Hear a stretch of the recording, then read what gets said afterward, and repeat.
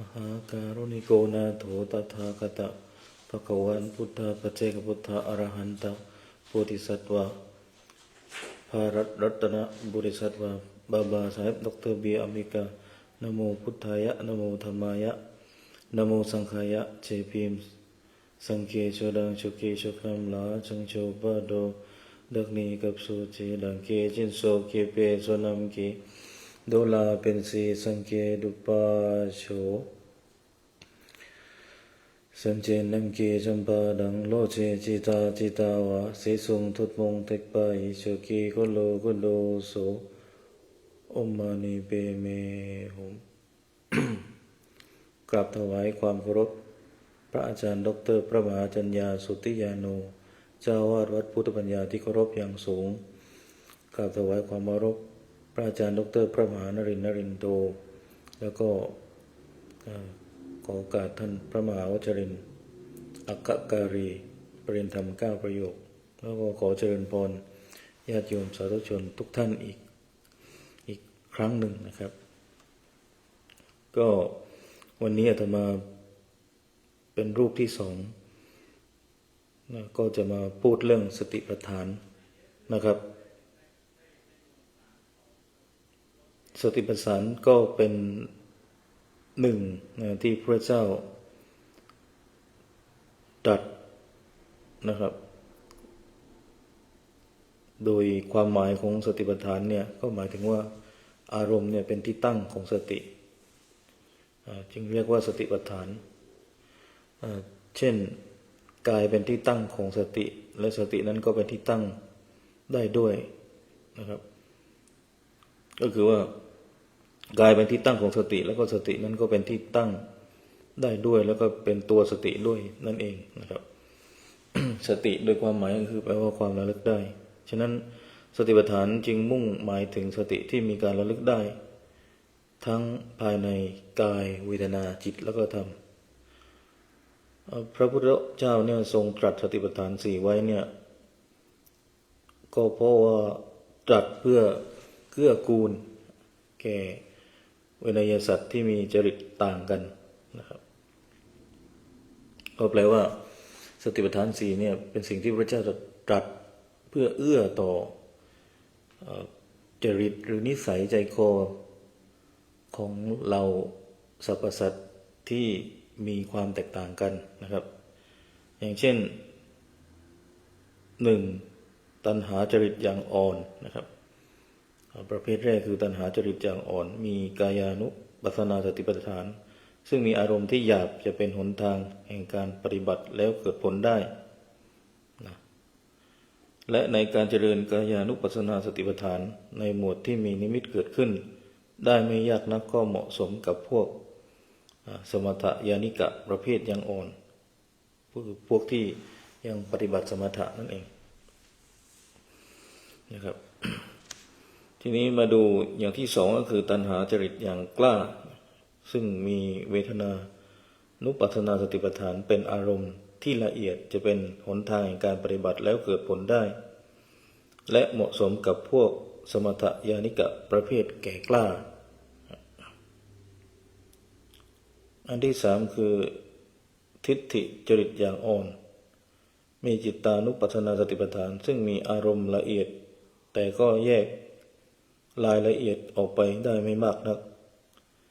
จะเป็นหนทางแห่งการปฏิบัติแล้วเกิดผลได้และเหมาะกับผู้ที่มีวิปัสสนาญาณิกะบุคคลประเภทอย่างอ่อนทีนี้ มาดูอันที่สี่คือจริตทิฏฐิจริตอย่างกล้านะครับ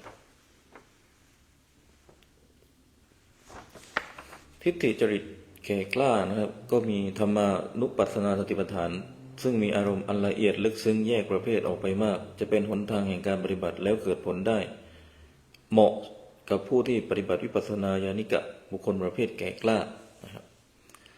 สติปัฏฐาน4เนี่ยเป็นข้อปฏิบัติเพื่อละสุภวิปลาสสุขวิปลาสแล้วก็นิจจวิปลาสและอัตตาวิปลาสซึ่งเป็นทางสายเอกที่จะนำเหล่าเวนยสัตว์เนี่ยให้เข้าถึงความบริสุทธิ์ ข้าพ้นโสกปริเทวะดับทุกข์โทมนัสบรรลุเยยธรรมแจ่มแจ้งในพระนิพพานอันนี้ก็เป็นหลักการแล้วก็เป้าหมายของการปฏิบัติสติปัฏฐานสี่ครับทีนี้ก็มีข้อเปรียบเทียบว่าพระนิพพานเนี่ยเหมือนพระนครโลกุตระมรรคประกอบด้วยองค์8นะครับเหมือนกับประตูพระนครผู้ปฏิบัติในสติปัฏฐานสี่เนี่ยต้องปฏิบัติด้วยความระลึกเช่นการเจริญกายานุปัฏนาสติปัฏฐานโดยวิธี14อย่างแล้วมีใน14วิธีเนี่ยซึ่งมีอานาปานปภะแล้วก็อริยปภะนะครับก็จะไปรวมอยู่ลงที่เดียวกันก็คือพระนิพพานด้วยอริยมรรคที่เกิดขึ้นโดยอนุภาพของกายานุปัสสนาเหมือนคนทั้งหลายเดินมาจากทิศตะวันออกถือเอาสิ่งของที่มีในทิศตะวันออกก็เข้าพระนครได้อันนี้คือความเกี่ยวเนื่องกันของในส่วนของพระนิพพานโลกุตระมรรคหรือมรรคมีองค์8นะครับแล้วก็ผู้ปฏิบัติในสติปัฏฐาน4ทีนี้เรามาดูสติปัฏฐานอีกครั้งหนึ่งนะครับสติปัฏฐานประกอบไปด้วย4อย่างอย่างที่เราทราบเหมือนกันก็คือ1กายานุปัฏนาสติปัฏฐานก็คือหลักในการใช้สติพิจารณากายเป็นกรรมฐานที่ภิกษุในธรรมวินัยต้องเป็นผู้ที่มีความเพียรมีสติสัมปชัญญะพิจารณากายเป็นอารมณ์กรรมฐานจึงสามารถกำจัดอภิชฌาโลภะความยินดีพอใจและโทมนัสคือโทสะความไม่ยินดีไม่พอใจได้นะครับทีนี้มาดูเวทนานุปัสสนาสติปัฏฐานหลักการในการใช้สติพิจารณาเวทนาเป็นกรรมฐานที่ภิกษุในธรรมวินัยจะต้องเป็นผู้ที่มีความเพียรนะครับมีสติสัมปชัญญะพิจารณาเวทนาเป็นอารมณ์กรรมฐานจึงจะสามารถกำจัดอภิชฌาโทมนัสที่เกิดเพราะเวทนาเป็นเหตุได้อันนี้อธิบายคร่าวๆก่อนนะเดี๋ยวก็ต้องลงรายละเอียดอีกนะทีนี้มาดูจิตตานุปัฏฐนาสติปัฏฐานนะครับหลักในการใช้สติพิจารณาจิตเป็นกรรมฐานที่ภิกษุในธรรมวินัยจะต้องเป็นผู้ที่มีความเพียรมีสติสัมปชัญญะพิจารณาจิตเป็นอารมณ์กรรมฐานจึงจะสามารถกำจัดอภิชฌาและโทมนัสที่เกิดเพราะจิตเป็นเหตุได้ในส่วนที่4คือธรรมานุปัฏนาสติปัฏฐานหลักการในการใช้สติพิจารณาสภาวธรรม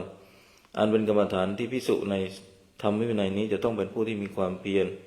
มีสติสัมปชัญญะพิจารณาสภาวะธรรมเป็นอารมณ์กรรมฐานจึงจะสามารถกำจัดอภิชฌาโทมนัสที่เกิดเพราะมีสภาวะธรรมเป็นเหตุได้นะครับต่อมาคือกายานุปัสสนาสติปัฏฐานครับมาดูรายละเอียดรอบหนึ่งนะครับกายานุปัสสนาสติปัฏฐานเนี่ยก็คือการที่มีกายอันเป็นที่ตั้งของสตินะเวลาที่สายปฏิบัติบางสายเขาอธิบายเนี่ยเขาก็จะใช้เพื่ออ้างความเกี่ยวเนื่องกับการปฏิบัติในสติปัฏฐาน4อย่างเช่นสาย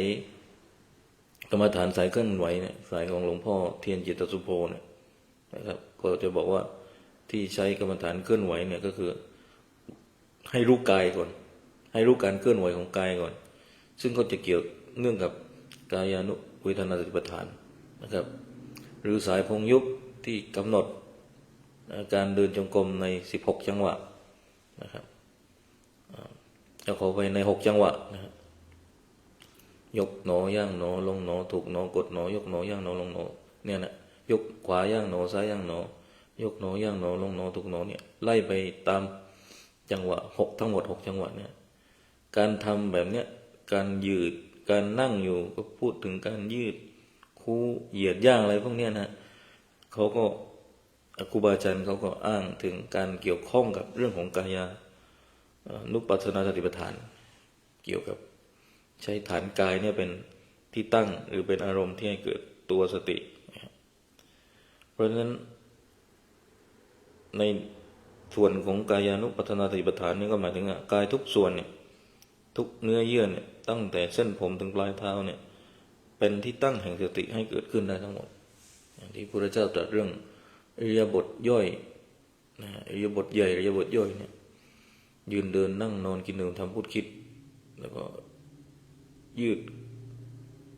ย่างคู่อะไรอย่างนี้กายเนี่ยเพราะว่าเห็นว่ากายเนี่ยเป็นสิ่งที่ถูกรู้ได้ง่ายที่สุดเพราะเป็นของหยาบหากพิจารณาถึงข้อปฏิบัติอันเป็นที่สุดของการพิจารณาดูกายแล้วจะต้องพิจารณาเห็นกายทั้งหมดตามที่กล่าวไว้ใน14บรรว่าเป็นของน่ารังเกียจอุบายวิธีในการพิจารณาเพื่อให้เห็นผลชัดที่เกี่ยวกับกายเนี่ยเราต้องเริ่มจากการพิจารณากายส่วนนอกสุดก่อนเช่นการหายใจเข้าออกการยืนการเดินการนั่งการนอนและเอาสติเข้าไปกำหนดรู้กายกำหนดรู้ลมหายใจกำหนดรู้วายุธาตุเป็นต้นแล้วต่อไปก็เป็นเหตุให้รู้กายส่วนที่น่ารังเกียจนั้นว่าน่ารังเกียจจริงๆและมีปัญญากำหนดรู้มากขึ้นจนรู้แจ้งว่ากายทั้งหลายเป็นของไม่เที่ยงเป็นทุกข์เป็นอนัตตาอันนี้คือโดยหลักการเนี่ยมันจะต้องปฏิบัติให้เห็นและรับรู้ว่ากายเนี่ยนะทั้งหมดเนี่ยนะตั้งแต่หัวจรดเท้าเนี่ยมันเป็นที่ตั้งของความไม่เที่ยงเป็นทุกข์เป็นอนัตตานะครับทีนี้ในส่วนของกายานุปัฏฐนาสติปัฏฐานมี14หัวข้อนะครับหรือภาคได้แก่อานาปภะอริยบทปภะแล้วก็สัพพะปภะแล้วก็ปฏิกูปภะธาตุปภะแล้วก็นวสีวทิกาปภะ9นะครับหรือว่าเรียกว่าปัจฉา9รวมเป็น14ปภะหรือ14หัวข้อนะครับอันนี้เฉพาะในสติปัฏฐานนี่ก็ เยอะแล้วนะครับทีนี้เดี๋ยวเรามาดูในส่วนของอานาปานปภะในอานาปานปภะเนี่ยก็พูดถึงการศึกษาอานาปานสติในแง่ของการเจริญสมถกรรมฐานนะครับทีนี้ในที่นี้เนี่ยก็จะพูดถึงการพิจารณาลมหายใจเข้าออกมาเป็นอารมณ์ในการเจริญวิปัสสนานะครับซึ่งจะเห็นได้ว่าการปฏิบัติไม่ว่าจะเป็นสมถะหรือวิปัสสนาเนี่ยถ้าศึกษาให้เข้าใจแล้วก็สามารถจะปฏิบัติเพื่อเอื้อประโยชน์อิงอาศัยซึ่งกันและกันได้ทั้งนั้นเรามาดูความแตกต่างนิดหนึ่งนะการเจริญลมหายใจตามในแห่งทั้งสมถะและวิปัสสนาในส่วนของการเจริญอานาปานสติในส่วนของสมถะก็คือต้องฝึกให้สติกำหนดรู้อยู่กับลมหายใจเข้าออกโดยการนับลมการติดตามลมการกระทบการตั้งมั่นอันนี้เป็นไปในส่วนของการเจริญอานาปานสติในส่วนของสมถะทีนี้เรามาดูการเจริญอานาปานในส่วนของวิปัสสนาในส่วนของวิปัสสนาเนี่ยมีการเจริญเพื่อที่จะระลึกรู้ลมหายใจโดยในเบื้องต้นอาจจะต้องอาศัยวิธีการกำหนดแบบสมถะคือการนับการติดตามการกระทบการตั้งมั่นแต่สุดท้ายในการปฏิบัติแบบวิปัสสนาคือต้องมีสติกำหนดรู้ในกองลมทั้งปวงนั้นว่าเป็นเพียงรูปจิตที่มีสติกำหนดรู้นั้นเป็นเพียงนามรูปนามเป็นเพียงขันธ์ห้าเป็นเหตุแห่งทุกข์ทั้งปวงตลอดจนรู้แจ้งรู้นามตามความเป็นจริงว่าไม่เที่ยงเป็นทุกข์เป็นอนัตตานะครับทีนี้หลักการในการพิจารณาลมหายใจอานาปานปภะในเบื้องต้นเนี่ยภิกษุในธรรมวินัยนี้จะต้องเข้าไปสู่ป่าโคนไม้หรือเรือนว่างนั่งคูบัลลังก์ตั้งกายตรงดำรงสติจดจ่ออยู่ที่ลมหายใจเข้าออกโดยมีวิธีปฏิบัติอย่างนี้นะครับอันนี้ก็จะอ่านให้ดูเพียงคร่าวๆเพราะว่าเนื้อหานี่เยอะมากเดี๋ยวลองดูแล้วกันเริ่มจากผู้ปฏิบัติเนี่ยพึงกำหนดสติหายใจเข้าออกนะฮะคือหายใจเข้าออกยาวก็รู้ชัดว่าหายใจออกยาวเมื่อหายใจเข้ายาวก็รู้ชัดว่าหายใจเข้ายาวเมื่อหายใจออกสั้นก็รู้ชัดว่าหายใจออกสั้นเมื่อหายใจเข้าสั้นก็รู้ว่าหายใจเข้าสั้นย่อมสำเนียกว่าเราจะเป็นผู้รู้แจ้งแห่งกายทั้งปวงหายใจออกย่อมสำเนียกว่าเราจะเป็นผู้รู้แจ้งกายทั้งปวงหายใจเข้าประมาณที่4คือย่อมสำเนียกว่าเราจะเป็นผู้ระงับกายสังขารหายใจออก ย่อมสำเนียกว่าเราจะเป็นผู้ระงับกายสังขารหายใจเข้าแล้วก็5ย่อมสำเนียกว่าเราจะรู้แจ้งปิติหายใจออกย่อมสำเนียกว่าเราจะรู้แจ้งปิติหายใจเข้าหรือ6ย่อมสำเนียกว่าเราจะรู้แจ้งสุขหายใจออกย่อมสำเนียกว่าเราจะรู้แจ้งสุขหายใจเข้าอย่างนี้เป็นต้นครับทั้งหมดเนี่ยมี16หลักการครับอย่างเช่นในข้อที่16พูดถึงเราจะพิจารณาเห็นโดยสละคืนหายใจออกย่อมสำเนียกว่าเราพิจารณาเห็นโดยสละคืนหายใจเข้าภิกษุทั้งหลายอุปมาเหมือนช่างกลึงหรือลูกมือช่างกลึงผู้มีความชำนาญนั้นถ้าชักเชือกยาวก็รู้ว่าตนเองชักเชือกยาวถ้าชักเชือกสั้นก็รู้ว่าตนเองชักเชือกสั้นฉะนั้นภิกษุก็ควรปฏิบัติโดยทำนองเดียวกันกับช่างกลึงฉะนั้นคือเมื่อหายใจออกยาวก็ให้กำหนดรู้ว่าหายใจออกยาวเป็นต้นทีนี้การกำหนดรู้ลมหายใจเข้าออกลมหายใจเข้าเป็นรูปนะถือว่าเป็นรูปที่ต้องพิจารณาว่าลมหายใจอาศัยอะไรเกิดลมหายใจก็อาศัยอยู่กับวัตถุกระชกายคำว่าวัตถุได้แก่มหาพุทธรูปและอุปาทายรูปนั่นเองเมื่อกำหนดรู้รูปโดยความเป็นจริงอยู่เช่นนั้นต่อไปก็จะรู้ถึงนามที่รู้รูปเหล่านั้นเพราะมีผัสสะคือการกระทบความเป็นไปแห่งปฏิจจสมุปบาทมีอวิชชาเป็นต้นก็เป็นไปเมื่ออวิชชาคือความไม่รู้เป็นไปภพชาติย่อมเกิดขึ้นเมื่อเข้าใจความจริงได้อย่างนี้ก็ข้ามพ้นความสงสัยเข้าใจได้ถูกต้องว่านี่เป็นเพียงปัจจัยและธรรมที่อาศัยกันเกิดขึ้นเท่านั้นไม่มีสัตว์ไม่มีบุคคลไม่มีความเป็นจริงแห่งลมหายใจเป็นไปเท่านั้นจึงยกเอานามและรูปพร้อมทั้งปัจจัยขึ้นสู่ไตรลักษณ์จนวิปัสสนาบรรลุเป็นพระอรหันต์นี่เป็นเพียงตัวอย่างของลมหายใจจนบรรลุธรรมได้ทีนี้มาดูอีกนะฮะในส่วนของผู้ปฏิบัติเนี่ยควรเอาวิธีข้างต้นเนี่ยมาปฏิบัติมาพิจารณาโดยวิธีการปฏิบัติโดยสรุปดังนี้เช่น1เอานำวิธีข้างต้นเนี่ยมาพิจารณาว่ากายภายในคือลมหายใจของเราเนี่ยนะเป็นเพียงสักแต่ว่าลมหายใจคำว่าพิจารณากายไม่ใช่พิจารณาเห็นธรรมอย่างอื่นที่นอกเหนือไปจากมหาภูตรูปและอุปาทายรูปต้องพิจารณาอยู่ในมหาภูตรูปและอุปาทายรูปคือรูปที่อาศัยมหาภูตรูปนั้นเกิดขึ้นเป็นผู้พิจารณาเห็นการประชุมกันแห่งมหาภูตรูปและอุปาทายรูป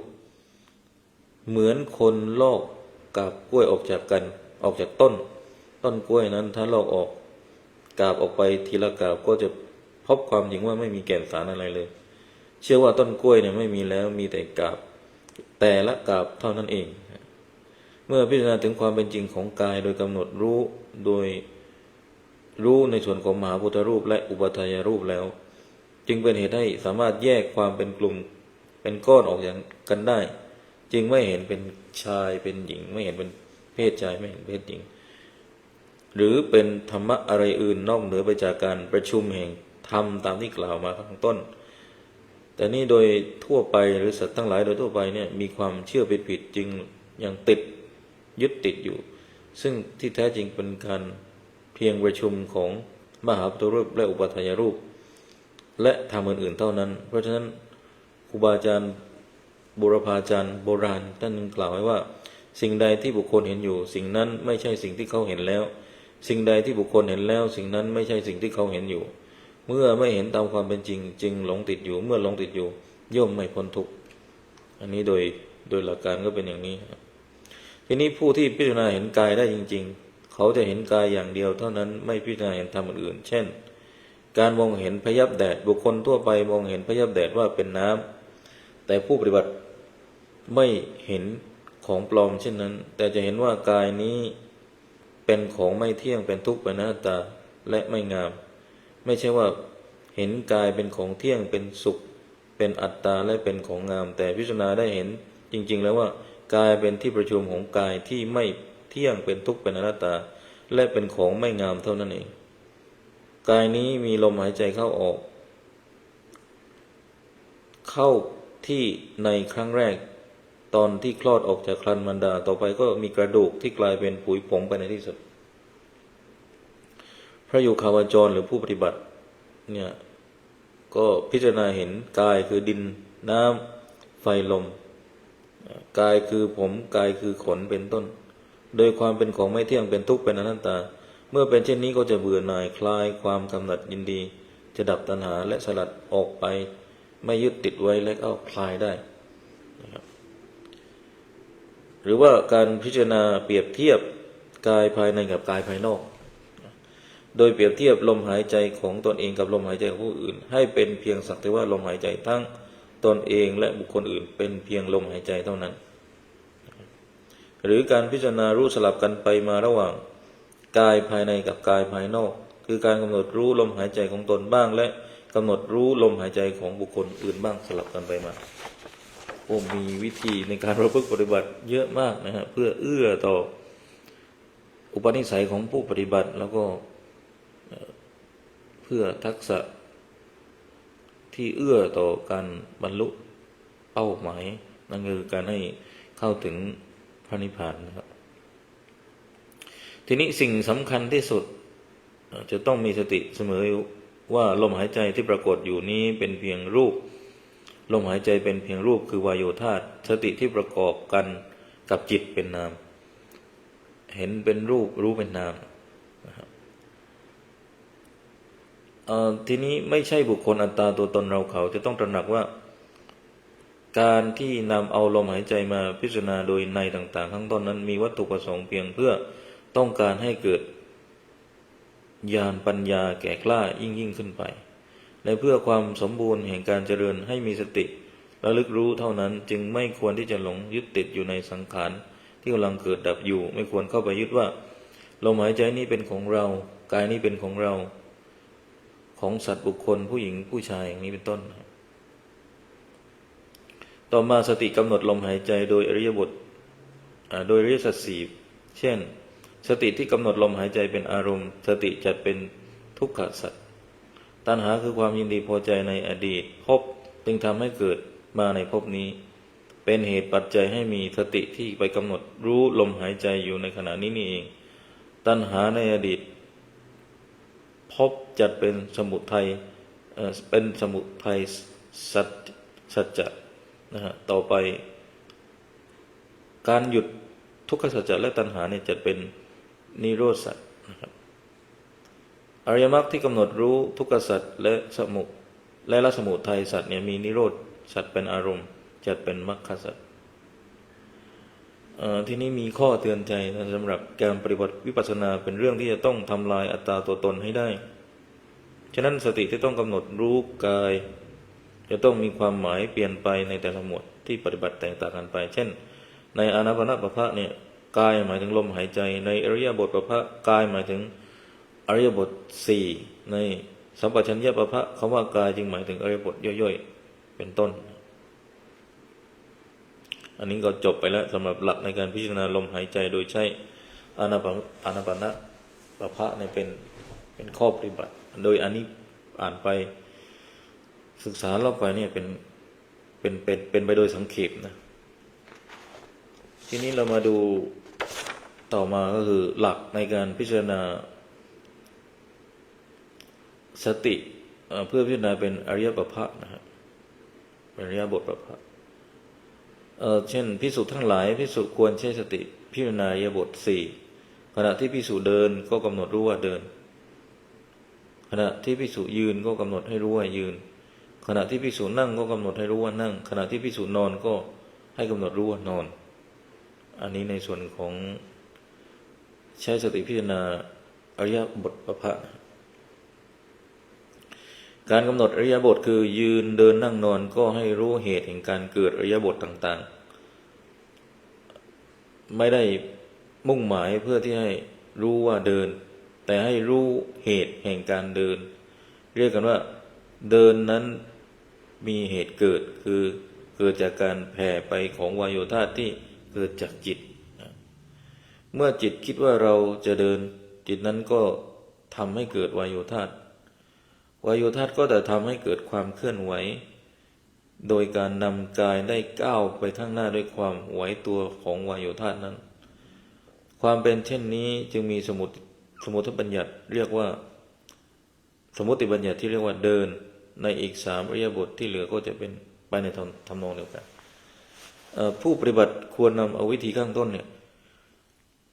มาพิจารณาโดยการปฏิบัติอย่างเช่น1พิจารณากายภายในหรือวายโยธาเนี่ยด้วยการกำหนดอิริยาบถ4ของตนเองเช่นเมื่อกำหนดรู้การเดินก็พิจารณาว่าอิริยาบถเดินเกิดได้เพราะวายโยธาที่เกิดจากจิตจึงทำให้เกิดการเคลื่อนไปข้างหน้าได้นะครับ2คือการพิจารณากายภายนอกก็คือวายโยธาด้วยการกำหนดอิริยาบถ4ของคนอื่นสัตว์อื่นกำหนดอิริยาบถของบุคคลอื่นโดยให้พิจารณารู้อิริยาบถนั้นๆเป็นไปเพราะว่าวายโยธาที่เกิดจากจิตเป็นไปเหมือนกับอิริยาบถของเราเองการที่เราจะเห็นคนเดินไปมาแล้วเห็นได้เฉพาะรูปารมณ์แต่ความไหวของการเดินก็สามารถรู้ได้ทันใจเพราะบุคคลนั้นมีวิญญัตรูปที่มีความหมายที่ทำให้เรารู้ได้ความหมายนี้เกิดจากวายโยธาและวายโยธาก็เกิดจากจิตการรู้ว่าวายโยธาก็ต้องรู้จักวายโยธา4ประการมาดูเรื่องของวายโยธาด้วยนะวายโยธามีการพยุงไว้เป็นลักษณะคือทำให้คนนั้นเนี่ยเดินไปได้โดยที่ไม่ต้องล้มนะครับอันนี้ลักษณะของวายโยธานะประกอบไปด้วย4อย่างคืออย่างแรกเนี่ยวายโยธามีการพยุงไว้เป็นลักษณะคือทำให้คนนั้นเนี่ยเดินไปได้ไม่ล้มลงอย่างที่2คือมีความเคลื่อนไหวเป็นกิจอย่างที่3คือการแสดงท่าทางต่างๆเป็นผลเมื่อจิตคิดจะเดินวายโยธาก็ทำให้เกิดกิริยาอาการต่างๆซึ่งเป็นผลมาจากวายโยธาต่อมาก็มีธาตุดินน้ำและไฟเป็นเหตุใกล้คือมีธาตุอีก3นี้เกิดร่วมด้วยก็คือมีธาตุดินน้ำลมไฟเป็นเหตุอันใกล้ประกอบกันเกิดร่วมด้วยกันทีนี้พิจารณารู้สลับกันไปมาระหว่างกายภายในกับกายภายนอกคือการกำหนดวายโยธาทั้งของตนเองและบุคคลอื่นอันนี้ก็ผู้ปฏิบัติที่นำหลักวิธีการข้างต้นเนี่ยมาพิจารณาโดยสรุปทีนี้เดี๋ยวมาไวๆนะฮะสติในการกำหนดอิริยาบถเนี่ยเราเรียกว่าอริยสัจ4ซึ่งประกอบไปด้วยสติที่กำหนดอิริยาบถ4เป็นอารมณ์สติจัดเป็นทุกขสัจตัณหาคือความยินดีพอใจในอดีตภพทำให้เกิดมาในภพนี้เนี่ยเป็นเหตุปัจจัยให้มีสติที่ไปกำหนดอิริยาบถ4อยู่ในขณะนี้นี่เองตัณหาในอดีตภพจัดเป็นสมุทัยสัจการหยุดทุกขสัจจะการหยุดในทุกขสัจและก็สมุทัยสัจทั้งสองนั้นจัดเป็นนิโรธสัจอริยมรรคที่กำหนดรู้ทุกขสัจและสมุทัยสัจเนี่ยมีนิโรธสัจเป็นอารมณ์จัดเป็นมรรคสัจเพราะฉะนั้นเมื่อบุคคลได้ปฏิบัติเจริญในสติปัฏฐาน4ในอริยบททั้ง4แล้วเนี่ยย่อมรู้และเข้าใจได้ถูกต้องว่าไม่มีสัตว์ใดๆเลยที่เดินหรือยืนหรืออิริยาบถยืนเดินนั่งนอนไม่ใช่รูปไม่ใช่นามอิริยาบถนั้นเป็นเพียงสมมุติบัญญัติเรียกการกันเท่านั้นเองความเป็นจริงที่ผู้ปฏิบัติต้องกำหนดรู้ก็คือว่าวายโยธานั้นเกิดขึ้นเพราะมีจิตคิดที่จะเดินยืนเดินนั่งนอนเมื่อกำหนดรู้รูปได้ถูกต้องแล้วก็ให้ศึกษาในวิสุทธิ7ซึ่งเป็นข้อปฏิบัติที่จะทำให้เกิดนามรูปปริเฉทญาณเกิดขึ้นได้อีกแล้วก็เพียรปฏิบัติให้มากกระทำให้มาก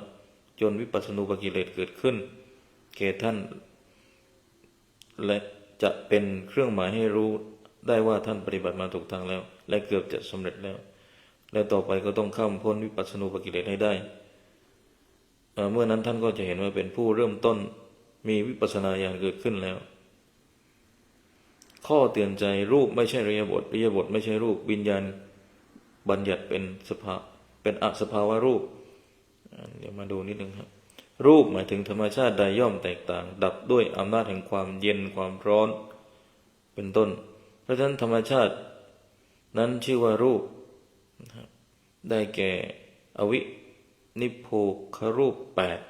8คือดินน้ำไฟลมสีกลิ่นรสโอชาเป็นต้นนี่ชื่อว่ารูปเป็นปรมัตถธรรมคือรูปปรมัตถ์ต่อมาอริยบทเป็นเพียงอาการของรูปอริยบทจึงไม่ใช่รูปอริยบทนี้ไม่ใช่รูปไม่ใช่ปรมัตถธรรมแต่เป็นเพียงสมมุติบัญญัติเช่นขวดใบหนึ่งขวดก็มีรูปอยู่8ก็คืออวินิพโพครูปรูป8ขวดนี้ถ้าอยู่ในอาการ1ก็เรียกว่าตั้งอยู่ในอาการ1ก็เรียกว่านอนคนเราก็เหมือนกันก็มีอริยบทยืนเดินนั่งนอนกินดื่มทำพูดคิดเดินก็ดีนั่งก็ดีก็เป็นอวินิพโพครูป8เป็นต้นเมื่ออยู่ในอาการ1ก็สมมุติเรียกว่าเดินอยู่ในอาการ1ก็สมมุติเรียกว่ายืนเป็นต้นต่อมาวิญญัติรูปเป็นสภาวะรูปมี2คือกายวิญญัตแล้วก็วจีวิญญัตความหมายของเสียงนั้นเองเรียกว่าวจีวิญญัตการกวักมือที่มีความหมายนี้อยู่ในอาการที่เรียกว่ากวักมือนั่นเองเรียกว่ากายวิญญัตอันนี้ก็จบในส่วนของการใช้สติพิจารณาอิริยาบถ4ในอริยปภะโดยสังเกตนะทีนี้เรามาดูต่อเรื่องหลักการกำหนดอริยบทด้วยอริยบทย่อยเนี่ยด้วยสติสัมปชัญญะก่อนหน้านี้นี่เราจบไปกับการกำหนดอริยบทเนี่ยด้วยอริยบทปภะนะฮะหรือก่อนหน้านั้นก็การกำหนดในสติปัฏฐาน4เนี่ยที่เกี่ยวข้องกับอานาปานปภะทีนี้เราก็มาดูต่อมาในส่วนของการกำหนดอริยบทย่อยด้วยสติสัมปชัญญะภิกษุทั้งหลายภิกษุควรใช้สติพิจารณาอริยบทย่อยด้วยสติสัมปชัญญะอย่างต่อไปนี้1ก็คือภิกษุก้าวไปข้างหน้าแล้วก็ถอยหลังอย่างมีสติสัมปชัญญะภิกษุควรดูไปข้างหน้าและเหลียวดูรอบๆอย่างมีสติสัมปชัญญะภิกษุควรทำการคู่เข้าและการเหยียดออกอย่างมีสติสัมปชัญญะภิกษุควรทำการครองสังฆติอุ้มบาตรและห่มจีวรอย่างมีสติสัมปชัญญะภิกษุควรทำการดื่มเคี้ยวลิ้มรสเนี่ยนะอย่างมีสติสัมปชัญญะภิกษุควรทำการถ่ายอุจจาระและปัสสาวะอย่างมีสติสัมปชัญญะภิกษุควรทำการเดินยืนนั่งนอนการตื่นการพูดการนิ่งอย่างมีสติสัมปชัญญะการกำหนดอริยบทต่างๆผู้ปฏิบัติจะต้องมีสัมปชัญญะกำกับลงไปด้วยเป็นการไม่กระทำการไปตามอำนาจความคิดที่เกิดขึ้นทีเดียวแต่เมื่อคิดจะก้าวไปก็ต้องกำหนดผลให้ได้ว่าจะได้ผลดีผลเสียเกิดขึ้นว่าการทำไปอย่างนั้นเนี่ยจะมีประโยชน์แก่เราหรือไม่เมื่อเห็นว่าเป็นประโยชน์ปราศจากโทษจึงก้าวไปอย่างนี้เป็นต้นอันนี้เรียกว่าสาตทักกะสัมปชัญญะ2คือการกำหนดความเป็นสัพพยะและอสัพพยะสัพพยะคือความสบายที่เป็นเหตุให้เกิดกุศลอสัพพยะคือความไม่สบายที่เป็นเหตุให้กุศลไม่เจริญและเป็นเหตุให้อกุศลเกิดขึ้นการที่จะก้าวไปถ้าไปในเหตุใดก็ตามแม้จะเป็นประโยชน์แต่ในขณะนั้นไม่เป็นสัพพยะก็ให้มีสัมปชัญญะกำหนดรู้ว่าไม่ควรไปเช่นโดยการปกติเห็นพระเจดีย์เป็นสิ่งที่มี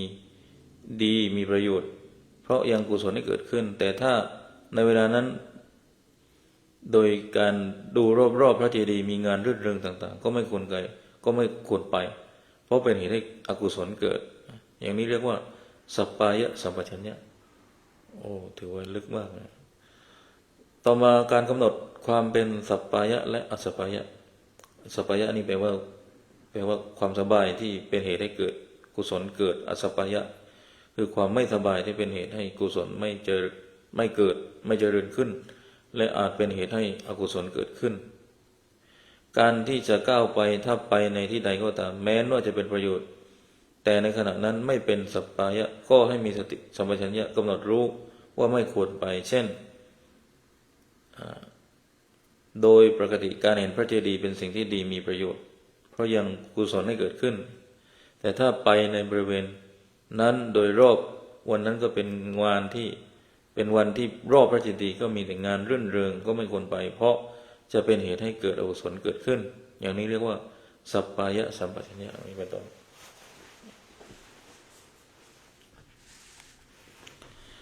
ทีนี้ถ้าไปแล้วเห็นโทษเมื่อกี้ก็พูดไปบ้างแล้วอันนี้ก็เราก็เรียกว่าไปแบบนี้อย่าไปเราเรียกว่าสาตะทะกะสัมปชัญญะทีนี้เรามาดูต่อมาข้อ3การกำหนดกรรมฐานอย่างใดอย่างหนึ่งไว้ในใจตลอดเวลาที่โคจรไปในทิศต่างๆกำหนดโดยไม่หลงลืมกำหนดได้ดีไม่ละทิ้งกรรมฐานตลอดเวลาที่ทั้งโคจรทั้งไปและกลับอย่างนี้เรียกว่าโคจรสัมปชัญญะ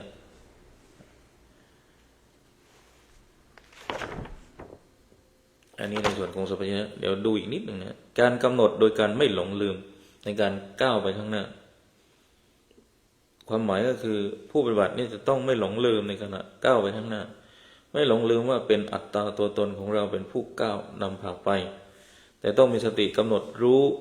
ได้อย่างถูกต้องว่าเมื่อมีจิตคิดว่าเราจะไม่หลงลืมก้าวไปข้างหน้าวายุธาตุที่มีจิตเป็นเหตุเกิดก็เกิดขึ้น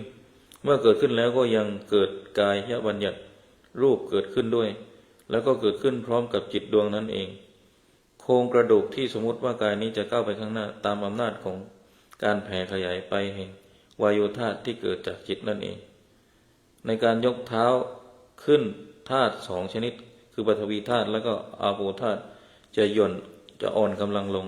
แต่เตโชธาตุและวายุธาตุจะมีกำลังมากขึ้นเพื่อทำให้กายร่างกายนี้นะเคลื่อนไปได้ทำทั้งหลายที่เกิดขึ้นในขณะก้าวก็ดับไปในขณะก้าวก็ไม่สืบต่อไปถึงขณะคูทำทั้งหลายที่เกิดขึ้นในขณะคูก็ดับไปขณะคูนั้นเองไม่เกิด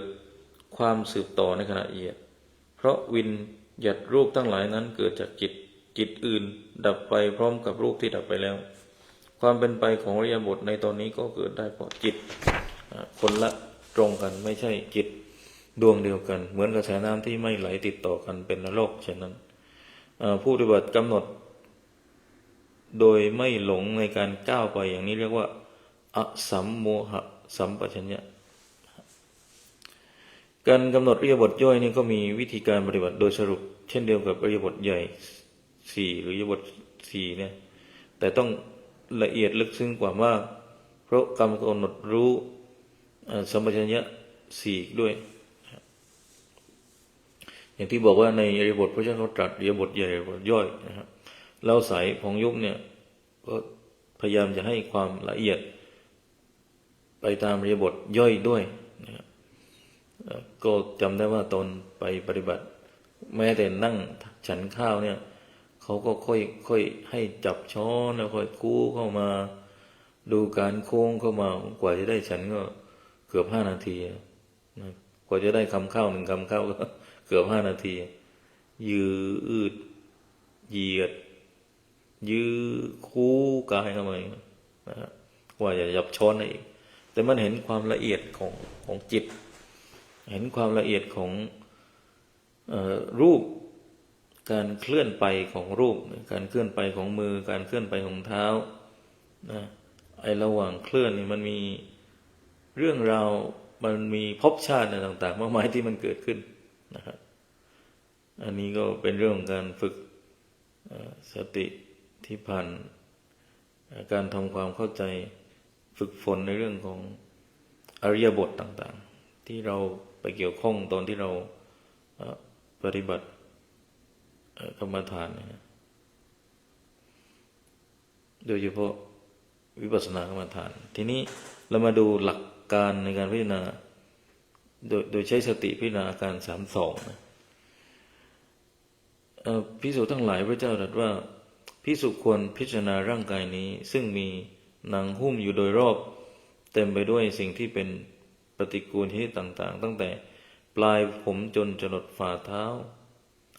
ในกายนี้มีแต่สิ่งที่เป็นปฏิกูลเช่นผมขนเล็บฟันหนังเนื้อเอ็นกระดูกเยื่อกระดูกไตหัวใจตับพังผืดม้ามปอดลำไส้ใหญ่ลำไส้เล็กอาหารใหม่อาหารเก่าดีเสลดหนองเลือดเหงื่อมันข้นน้ำตาเปลวมันน้ำลายน้ำมูกไขข้อมูดภิกษุทั้งหลายอุปมาดุจถุงมีปากสองข้างบรรจุธัญพืชชนิดต่างๆก็คือข้าวสาลีข้าวเปลือกถั่ว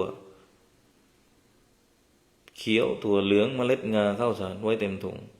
คนตาดีก็เปิดถุงออกพิจารณาแล้วก็แยกได้ว่านี่เป็นข้าวสาลีนี่เป็นข้าวเปลือกนี่เป็นถั่วเขียวนี่เป็นถั่วเหลืองนี่เป็นเม็ดงานี่เป็นข้าวสารชั้นใดภิกษุก็ควรพิจารณาเห็นร่างกายนี้ซึ่งมีหนังหุ้มอยู่โดยรอบเต็มไปด้วยสิ่งที่เป็นปฏิกูลต่างๆตั้งแต่ปลายผมจรดฝ่าเท้าอันนี้เป็นหลักคิดเทียบกันอีกทีในกายนี้มีสิ่งที่เป็นปฏิกูลเช่นผมขนเล็บฟันหนังเป็นต้นก็เป็นสิ่งปฏิกูลที่เราหลงว่าสวยงามนั้นแท้จริงแล้วเนี่ยกายนี้เป็นของปฏิกูลทั้งหมดผมเป็นต้นถ้าดูโดยลักษณะของเส้นผมอาจไม่เห็นถึงความน่ารังเกียจแต่เมื่อเอาผมเนี่ยไปเผาไฟกลิ่นของผมนั้นเป็นสิ่งที่น่ารังเกียจยิ่งผมขนเล็บฟันหนังก็เป็นต้นถ้าเปรียบเหมือนกับผักสำหรับแกงที่เกิดในน้ำคร่ำที่ไหลออกจากบ้านขังอยู่ที่ไม่สะอาดย่อมเป็นสิ่งที่น่าเกลียดไม่น่าบริโภคฉันใดเส้นผมทั้งหลายก็น่ารังเกียจฉะนั้นเพราะถูกหล่อเลี้ยงด้วยน้ำที่ซึมออกมาจากส่วนต่างๆซึ่งมีน้ำเหลืองเลือดมูดน้ำดีเสมหะเป็นต้นเพราะเกิดในที่ไม่อาจดุจผักเกิดที่คลองคูดอาการ32นั้นล้วนเป็นสิ่งปฏิกูลน่ารังเกียจแล้วที่เรามีชีวิตอย่างดิ้นรนเดือดร้อนอยู่ทุกวันนี้ก็เพื่อหล่อเลี้ยงร่างปฏิกูลนี่หรืออันนี้เป็นคำถามและที่เรายึดว่าบุคคลนี้เป็นของเรานั้นเรากำลังยึดสิ่งปฏิกูลไม่ใช่หรือถ้าผู้พิจารณาเห็นความจริงอย่างนี้จะไม่หลงยึดในอัตตาตัวตนว่าเราว่าเขาหรือว่าสัตว์บุคคลตัวตนเราเขาผู้ปฏิบัติสามารถนำวิธีข้างต้นนี้มาพิจารณาโดยสรุปเหมือนกับการพิจารณาแต่เปลี่ยนคำว่ากายให้เป็นไปตามอาการ32นะครับอันนี้ก็เป็นส่วนถึงการใช้สติพิจารณา32โดยสังเขปต่อไปเรามาดูเรื่องการใช้สติพิจารณากายเป็นฐานกายเป็นธาตุภิกษุทั้งหลายภิกษุใช้สติพิจารณากายนี้ไปตามส่วนต่างๆเพื่อให้เห็นเป็นเพียงธาตุโดยปราศจากบุคคลตัวตนเราเขาเช่นกายนี้มีสภาพเป็นธาตุดินธาตุน้ำธาตุไฟธาตุลมภิกษุทั้งหลายอุปมาดุจคนฆ่าโคหรือลูกมือของคนฆ่าโคผู้มีความชำนาญครั้นฆ่าโคแล้วแบ่งเนื้อออกเป็นส่วนต่างๆนั่งเฝ้าดูอยู่ที่ทางใหญ่4 แพร่งชั้นใดภิกษุก็ควรพิจารณาการนี้ไปตามส่วนต่างๆให้เห็นเป็นเพียงว่าธาตุนี้มีสภาพเป็นธาตุดินธาตุน้ำธาตุไฟและธาตุลมในส่วนของการอธิบายเนี่ยการปฏิบัติในหมวดนี้เนี่ยจะเป็นการปฏิบัติที่ต่อเนื่องจากหมวดพิจารณาอาการ32นั่นเองการพิจารณาในการ32นี้เริ่มต้นที่การพิจารณา32แต่ถ้าผลปรากฏว่าผู้พิจารณาได้สภาวะของความเป็นปฏิกูลแล้วการพิจารณานั้นก็ได้ชื่อว่าเป็นการพิจารณาในหมวดปฏิกูลแต่ถ้าได้สภาวะของความเป็นธาตุ4ปรากฏคือดินน้ำไฟลมได้ชื่อว่าเป็นการพิจารณาโดยความเป็นธาตุมี42หรือจาก32ให้เพิ่มธาตุ4เป็นต้น ไฟที่ยังอบอุ่นไฟที่ยังให้ป่วยไข้ไฟที่ยังกายให้แก่ทำให้ทรุดโทรมไฟที่เผาหรือย่อยอาหารที่กินที่ดื่มธาตุ16คือลมที่พัดขึ้นเบื้องต้นลมที่พัดขึ้นลงล่างลมในท้องลมในไส้ลมในอวัยวะน้อยใหญ่ลมหายใจเข้าออกการศึกษาหัวข้อนี้ตั้งอยู่หรือควบคู่ไปกับอันนี้ในส่วนของการเรียนกายคตาสติแล้วก็เรื่องของจตุถาตุววัฏฐานะเพื่อให้รู้ว่าธาตุนั้นเป็นอย่างไรเมื่อเข้าใจแล้วนำมาปฏิบัติให้สติปัฏฐานโดยพิจารณาเห็นว่ากายนี้ก็เป็นเพียงธาตุอันนี้เป็นเรื่องของปฏิบัติที่สามารถนำหลักข้างต้นเนี่ยมาพิจารณาแล้วก็ใช้วิธีปฏิบัตินี้เนี่ยสรุปเหมือนกับอริยบทแต่เป็นคำว่ากายให้เป็นธาตุอย่างนี้เป็นต้นทีนี้เรามาดูการพิจารณาการเจริญวิปัสสนาในหมวดป่าช้า9ข้อน่าจะยังพอเวลาพูดอาจจะไม่ได้รีบจบคือพูดไปเรื่อยๆเดี๋ยวก็จะได้ค้างไว้ที่เวทนานุปัสสนาสติปัฏฐานวันนี้ก็จะให้จบกายกายานุปัสสนาสติปัฏฐานการพิจารณามาดูที่การพิจารณาในหมวดป่าช้า9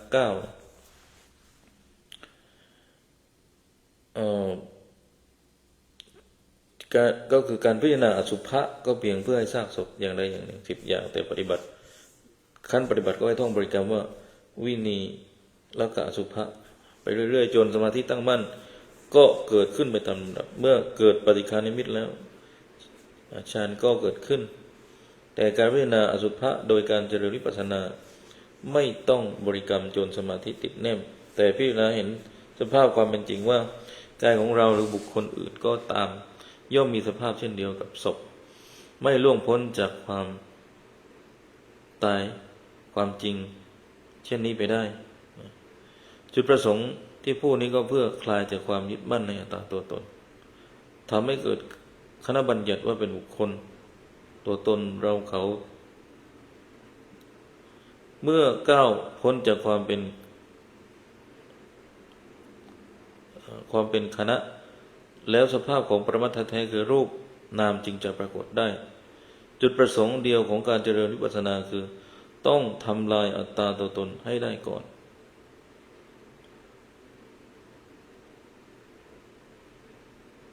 ทีนี้เรามาดูในส่วนของหลักการในการใช้สติพิจารณากายให้เห็นดุจอสุภะในป่าช้าที่1ภิกษุในธรรมวินัยนี้เห็นกายให้เห็นดุจศพซึ่งตายมาแล้ว1 วันว่าง2 วันว่าง3 วันว่างซึ่งถูกนำศพนั้นมาทิ้งไว้ในป่าช้าจนขึ้นอืดเขียวคล้ำมีน้ำเหลืองเยิ้มดังนี้แปลว่ากายนี้มีสภาพดุจศพ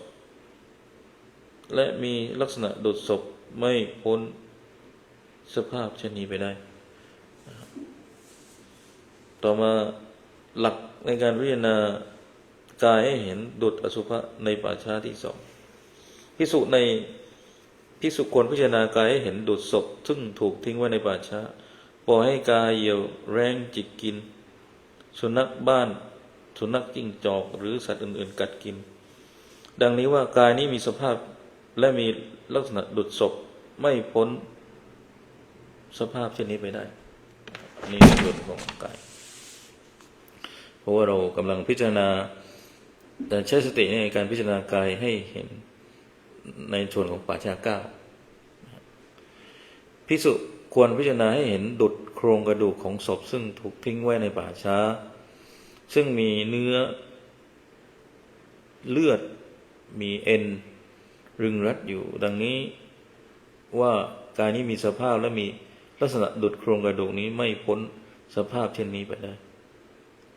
ต่อมาหลักการในการพิจารณากายให้เห็นดุจโครงกระดูกในป่าช้า4ภิกษุควรพิจารณากายให้เห็นดุจโครงกระดูกของศพซึ่งถูกทิ้งไว้ในป่าช้าซึ่งปราศจากเนื้อหนังแต่ยังมีเลือดเปื้อนมีเอ็นรึงรัดอยู่กายนี้มีสภาพมีลักษณะดุจโครงกระดูกนี้ ไม่ล่วงพ้นสภาพเช่นนี้ไปได้ต่อมาหลักในการพิจารณากายให้เห็นดุจโครงกระดูกในป่าช้าที่ห้าเช่นภิกษุพิจารณากายให้เห็นดุจโครงกระดูกของศพซึ่งถูกทิ้งไว้ในป่าช้าซึ่งปราศจากเนื้อและเลือดแต่ยังมีเอ็นรึงรัดอยู่ดังนี้ว่ากายนี้มีสภาพและมีลักษณะดุจโครงกระดูกนี้ไม่ล่วงพ้นสภาพนี้ไปได้นะครับอันนี้ก็จะไม่เล่าให้ครบทุกป่าช้าแล้วนะอันนี้เล่าไปแล้วในป่าช้าเนี่ยไปห้าป่าช้าแล้วต่อมาดูหลักในการใช้สติพิจารณาให้เห็นดุจโครงกระดูกในป่าช้าที่หกภิกษุพิจารณากายให้เห็นดุจโครงกระดูกของศพซึ่งถูกทิ้งไว้ในป่าช้าซึ่งปราศจากเอ็นรึงรัดกระจุยกระจายไปตามที่ต่างๆเช่นกระดูกมืออยู่ข้างหนึ่งกระดูกเท้าอยู่ข้างหนึ่งกระดูกแข้งกระดูกขากระดูกเอวกระดูกหลังกระดูกซี่โครงกระดูกหน้าอกกระดูกแขนกระดูกไหล่กระดูกคอกระดูกคางกระดูกฟันกระโหลกศีรษะอยู่ทิศหนึ่งดังนี้เรียกว่ากายนี้มีสภาพและมีลักษณะดุจโครงกระดูกไม่พ้นสภาพเช่นนี้ไปได้หลักในการพิจารณากายให้เห็นดุจท่อนกระดูกในป่าช้าที่เจ็ดภิกษุควรพิจารณาให้เห็นดุจท่อนกระดูกของศพซึ่งถูกทิ้งไว้ในป่าช้าซึ่งเป็นท่อนกระดูกสีขาวเหมือนสีสังดังนี้ว่ากายนี้มีสภาพมีลักษณะดุจท่อนกระดูกนี้ไม่พ้นสภาพนี้ไปได้อันนี้เรื่องของตรงนี้เนี่ยเราสามารถน้อมนำมาพิจารณาอาจจะไม่ต้องถึงขั้นเข้าไปในป่าช้าแล้วก็เจอลักษณะของศพต่างๆเหล่านี้เพียงแต่ว่าเมื่อเราเหมือนเราไปเผาญาติพี่น้องเราหรือผู้ที่เป็นอุปการะคุณแก่เราเนี่ยนะเราจะเห็นเลยอาตมานี่เห็นจากคนภายในก็คือโยมพ่อของอาตมาเนี่ยท่านร่างกายตัวใหญ่กระดูกใหญ่โครงกระดูกใหญ่นะพอใส่เข้าไปในเตาเผาเนี่ยพอเช้ามาเราก็ไปรับกระดูกหลังจากที่เผาโยมพ่อเสร็จเนี่ยขออนุญาตเล่าเรื่องของตัวเองเนี่ยเป็นที่ตั้งของป่าช้าคล้ายๆป่าช้าเก้าเนี่ยนะฟังเราลำลึกนึกได้ว่าตอนเย็นของเมื่อวานเนี่ยร่างของพ่อเนี่ยใส่เข้าไปในตู้ในเตานะยิ้มแย้มแจ่มใสร่างสวยมากอาตมาก็เช็ดเลือดที่เปื้อนที่บริเวณมุมปากของท่านแล้วก็เช็ดที่หน้าปากของท่านพอเช้ามาเราก็ไปรับกระดูกเราก็เห็นแล้วว่าโอ้มันแค่นี้จริงๆนะ